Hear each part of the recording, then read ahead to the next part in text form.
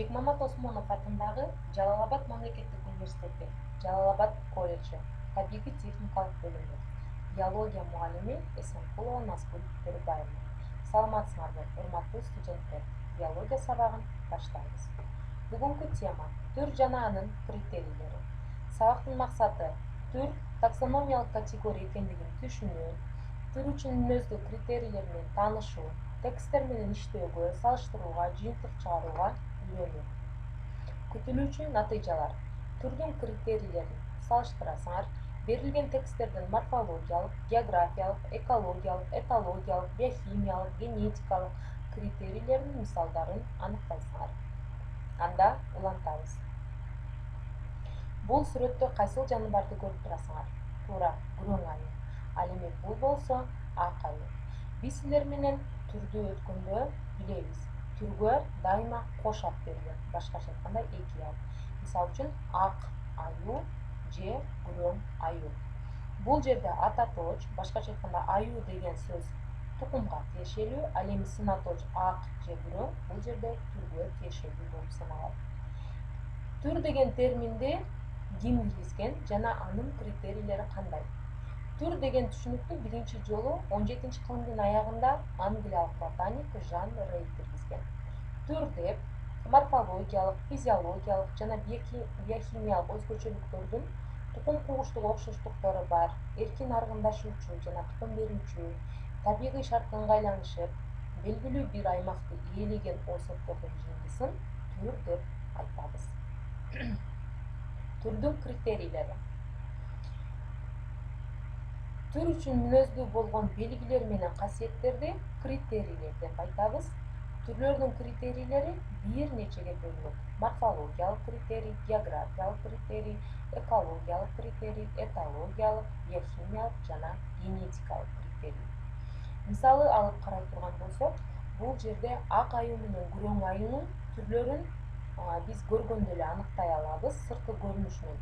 Себеби булар түстөрү боюнча айырмаланып турат, чоң жана кичинелиги боюнча айырмаланып турат жана сырткы көрүнүштөрү бир нече түзүлүштөрү боюнча айырмаланып турат. Бирок жаратылышта ар кандай түрлөр бар, ошондуктан бир эле критерий менен түрдү аныктоого мүмкүн эмес. Ошондуктан бир нече критерийлер берилген. Ар бир критерийге кененирээк токтолсок.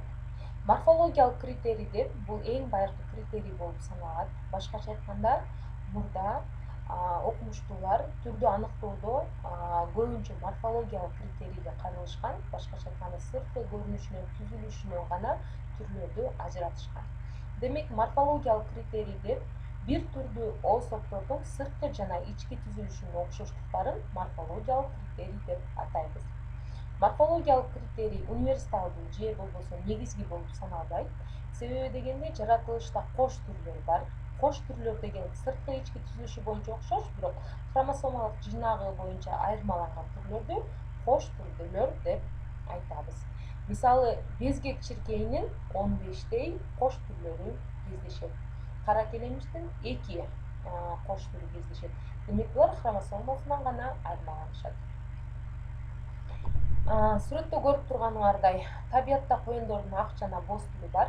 Булардын түрүн аныктоодо кайсы критерийге кайрылдыңар? Туура. Демек, буларды биз көрүнүшүнөн эле аныктадык, кайсынысы ак коён, кайсынысы боз коён. Ошондуктан биз бул түрдү аныктоодо морфологиялык критерийге кайрылдык.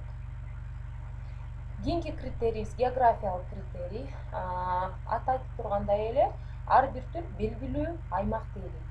Ошондуктан түрлөр кенен тараган жана жергиликтүү болуп бөлүнөт. Кенен тараган түрлөр жаратылышта кеңири кездешет, башкача айтканда бардык жерде. Ал эми жергиликтүү же болбосо эндемикалык жаныбарлар, өсүмдүктөр булар бир гана жерде кездешет.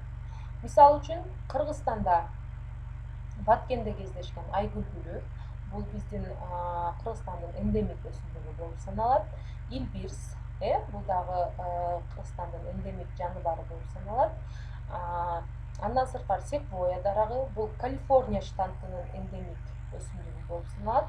Өзүңөр көргөндөй, ушул бир жерде гана өсөт.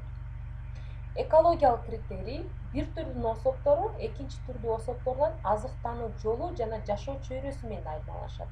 Ошол жашоо чөйрөсүнө карата булар өз алдынча ыңгайланышкан. Мисалы үчүн бул жерде боз коен жана ак коенду мисал келтирсек болот. Боз коен талаада жашайт, башкача айтканда тала ачык, ошондуктан душмандарынан коргонуу үчүн булардын кулактары узун, себеби булар аябай шыбырт эткен үндү да угушат, буттары да узун, аябагандай тез чуркашат. Ал эми ак коен болсо булар токойлордун ичинде жашагандыктан жүндөрү кышында ак ак түс менен өзгөрүлөт. Башкача айтканда душмандарынан коргонуш үчүн булар ак кардын арасында көрүнбөй калат. Башкача айтканда бул жашыноочу түс болуп саналат.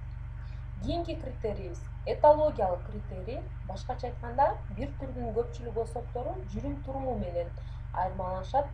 Бул көбүнчө кошулар убагында байкалат. Себеби дегенде силер билесиңер, жаныбарлар ургачысынын көңүлүн алыш үчүн ар кандай түрдүү сайрап, ар кандай жүрүм турумга ээ болушат. Андан кийинки критерийибиз биохимиялык критерий. Бир түргө кирген особтордун ДНКсы бирдей структурада болот.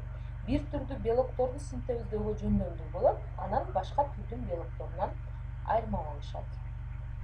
Этологиялык критерий да, биологиялык, географиялык, экологиялык критерий дагы универсалдуу боло албайт. Демек, бир критерий менен эле түрдү аныктоого мүмкүн эмес. Кийинки критерийибиз генетикалык критерий. Түрдүн негизги касиети анын генетикалык бүтүнчөлүгүндө. Эреже катары ар башка түрлөрдүн особтору бири-бири менен аргындашпайт. Эки түрдүн ортосунда аргындашуу жасалма түрдө жүрсө дагы, ал жерден толук кандуу гамета, эмбрион, зигота алынбайт. Мисалы, качыр. Бул жылкы менен эшектин ортосунан чыккан аргын, качыр өзүнөн кийин тукум калтырбайт. Башкача айтканда толук кандуу гамета жок. Эмне себептен мындай болду? Себеби түрдүн хромосомаларынын саны, формасы, көлөмү ар түрдүү болот. Миоз учурда өтө татаал түрлөрдүн ортосунда ген алмашуу процесси өтө кыйынчылык менен өтөт. Ошондуктан бул жерде толук кандуу гамета алынбайт. Организмде мына ушундай касиетке ээ болушу жер бетиндеги жаныбарлар менен өсүмдүктөрдүн көп түрдүүлүгүнүн себеби болуп эсептелет.